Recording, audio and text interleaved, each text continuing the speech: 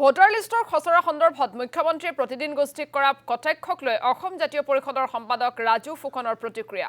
বৰ্তমান খচৰা ভোটাৰ তালিকাত আছে বিভিন্ন আখোৱা। অসমীয়া মানুহৰ অস্তিত্বক লৈ বাতৰি পৰিৱেশন কৰিলে মুখ্যমন্ত্ৰীৰ আক্ৰমণৰ লক্ষ্য হৈ পৰে প্ৰতিদিন টাইম। নিৰপেক্ষ বাতৰি পৰিৱেশন কৰাৰ বাবে বাৰে বাৰে আক্ৰমণ কৰা হয় প্ৰতিদিন গোষ্ঠীক। প্ৰতিদিন টাইমক বহ কৰি ল'ব পাৰিলে 2026ৰ নিৰ্বাচনী বৈতৰণি পাৰ কৰিব পাৰিব বুলি কটাক্ষ মুখ্যমন্ত্ৰীক। খচৰা ভোটাৰ তালিকাত বিভিন্ন ধৰণৰ আহুৱা দেখা পোৱা গৈছে। তাৰ কাৰণে প্ৰতিদিন গোষ্ঠীয়ে বাতৰি পৰিৱেশন কৰিছে।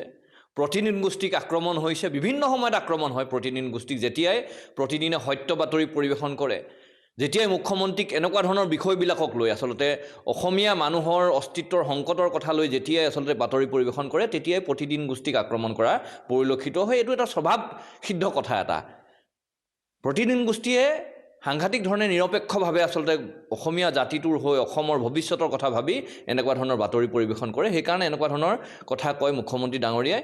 প্ৰতিদিন গোষ্ঠীক যদি খুৱাই ল'ব পাৰে, প্ৰতিদিন গোষ্ঠীক যদি বশ কৰি ল'ব পাৰে, তেতিয়াহ'লে মুখ্যমন্ত্ৰীয়ে ভাবে যে 26ৰ নিৰ্বাচনী বৈতৰণি পাৰ হোৱাটো সহজ হৈ পৰিব। সেইকাৰণে এনেকুৱা ধৰণৰ আক্ৰমণ কৰে।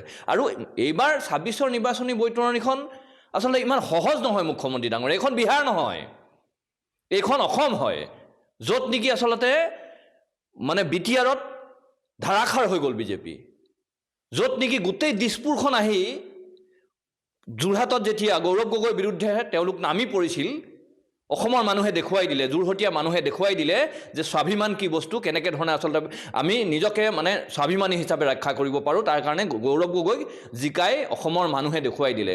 সেইকাৰণে 26ৰ নিৰ্বাচনত বাহিৰৰ পৰা ভোটাৰ আনি ইয়াত বিহাৰ বনাবৰ কাৰণে যিটো পদক্ষেপ গ্ৰহণ কৰিছে অসমৰ মানুহে কেতিয়াও মানি নলয়। 2026 চনত যিমানেই প্ৰলোভন নিদিয়ক, যিমানেই তেওঁ আচলতে বিভিন্ন ধৰণৰ আঁচনি নিদিয়ক লাগিলে, কিন্তু অসমৰ মানুহে, অসমীয়া মানুহে নিজৰ সত্তা ৰক্ষা কৰিব জানে আৰু তাৰ উত্তৰ 26ত দিব। সেই কথাটো মুখ্যমন্ত্ৰী ডাঙৰীয়া সাজু হৈ থাকিবৰ কাৰণে অনুৰোধ জনাইছোঁ।